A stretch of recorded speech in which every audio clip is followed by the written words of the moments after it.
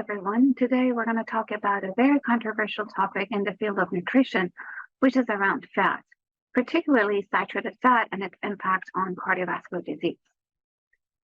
We're going to first introduce the controversy, and then we'll follow that up with some history, how it all started, and then what happened later that questioned the scientific consensus. We'll also talk about how to resolve a conflict in the scientific world, and then we'll follow that up by providing evidence both for and against the adverse effect of saturated fat on cardiovascular disease. Then we'll talk about the current consensus among different health organizations on this topic, and then we'll finally wrap up with a summary and a conclusion. So what is the controversy? As I mentioned, the controversy is on the role of saturated fat on the development of cardiovascular disease. For many years, it was widely believed that consuming high levels of saturated fat is linked to an increased risk for cardiovascular disease. But how did this all start? It actually started in 1955 when President Eisenhower experienced a discomfort after playing golf. Originally, it was thought as a simple discomfort of indigestion. However, it turned out to be a severe heart attack. At the time, there was very little understanding on the role of dietary causes on plaque formation in the arteries and the development of cardiovascular disease. So this event brought a lot of attention to the growing epidemic of cardiovascular disease during the 1950s. So soon researchers came up with a potential culprit, and they introduced fat, particularly saturated fat, as a major risk factor for developing cardiovascular disease because of its role in the formation of plaque in the arteries.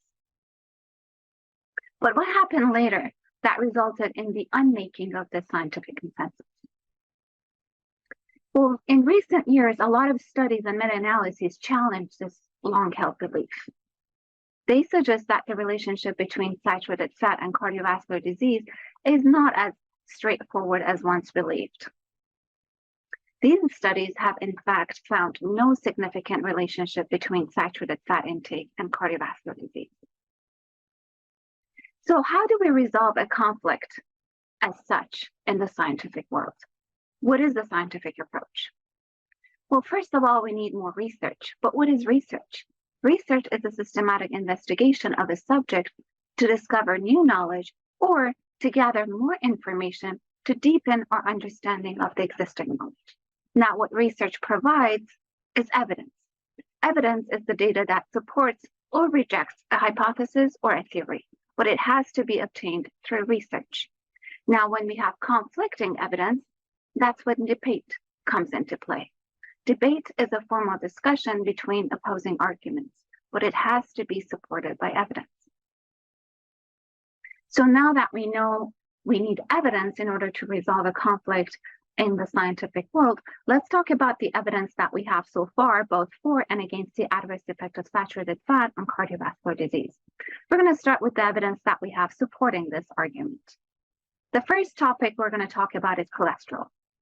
So previous studies showed that intake of saturated fat would increase the LDL levels in the blood. And LDL, as we know, is referred to as the bad cholesterol. And the reason why is that it's a major component of the plaque that is formed within the artery. Also, high levels of LDL have been associated with an increased risk of cardiovascular disease independent of this plaque formation. The second argument is inflammation and endothelial dysfunction. So saturated fat had shown that it would induce inflammation and would lead to the impairment of the endothelial function. And this is known to be the underlying cause of plaque formation. So what happens is that intake of saturated fat would lead to an inflammatory response, which would cause the endothelial dysfunction, which basically means damage to the cell wall of the artery. And this would initiate the buildup of plaque, the major component of which is LDL cholesterol, as we discussed in the previous slide. The third factor that we're going to talk about is the replacement effect. So studies showed that replacing saturated fat with unsaturated fat, whether mono or polyunsaturated fat, not only lowers the risk of cardiovascular disease, but it would also lower both total and LDL cholesterol. Now let's talk about the evidence against this topic. First, we're going to talk about the importance of lipid components. So nowadays, we know that we don't have a one-size LDL particle, but LDL particles come in a range of different sizes and densities. So these are called the different physical chemical characteristics. So we have large and fluffy LDL, and we also have small and dense LDL. Now, it's the small and dense LDL particles that are related to cardiovascular disease.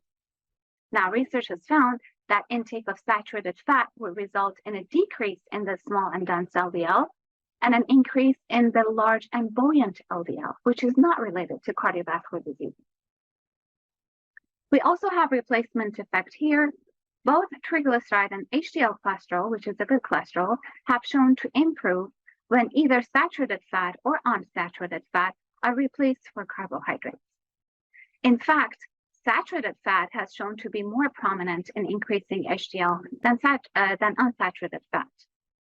Also, replacing saturated fat with either mono and polyunsaturated fat decreases total and LDL cholesterol, as we discussed previously. However, it also decreases the HDL cholesterol. On the other hand, we know that intake of saturated fat would increase both total and LDL cholesterol. However, it also increases the HDL cholesterol. So in either cases, the ratio of total to HDL cholesterol would remain the same because it would either increase at the same time or they both would decrease at the same time. So the ratio would not change. The last factor that we're going to talk about is the re-evaluation of older studies. Some researchers argue that the previous studies that supported the link between saturated fat intake and cardiovascular disease had some limitations, including measurement errors and also inadequate control of the confounding variables. The confounding variables are other factors besides saturated fat that can also impact cardiovascular disease. Now, these researchers argue that the previous study did not do a good job in controlling for those confounding variables. So they argue that reanalyzing those older studies may actually lead to a different conclusion.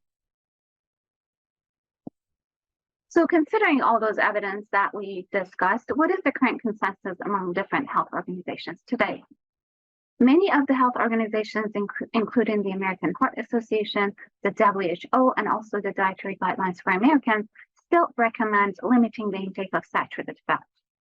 They argue that until we have enough evidence that proves that saturated fat is not harmful, we should limit its intake. And that's following the precautionary principle. Precautionary principle argues that until we have enough evidence that something is not harmful to us, it's safer to limit its intake or avoid it.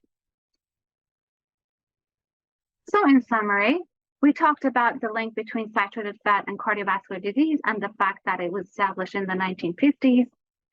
We talked about how the current findings have challenged this long-held belief and how we need more research to provide more evidence to resolve this conflict. This controversy around saturated fat does highlight the complexities of nutrition research and the challenges in establishing definitive conclusions. So in conclusion, we know that nutrition research is complex. So public health decisions have to be made on the weight of the available evidence. However, its limitations have to be acknowledged, and we have to seek to obtain more and better evidence when indicated. Now, in the meantime, when we have insufficient evidence to formulate a dietary guideline, all the relevant options should be clearly outlined to enable informed decision-making.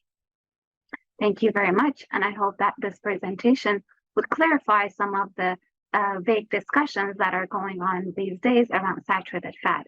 And we hope that soon we have enough data to be clear and be able to make a firm decision on whether saturated fat would increase the risk of cardiovascular disease or not.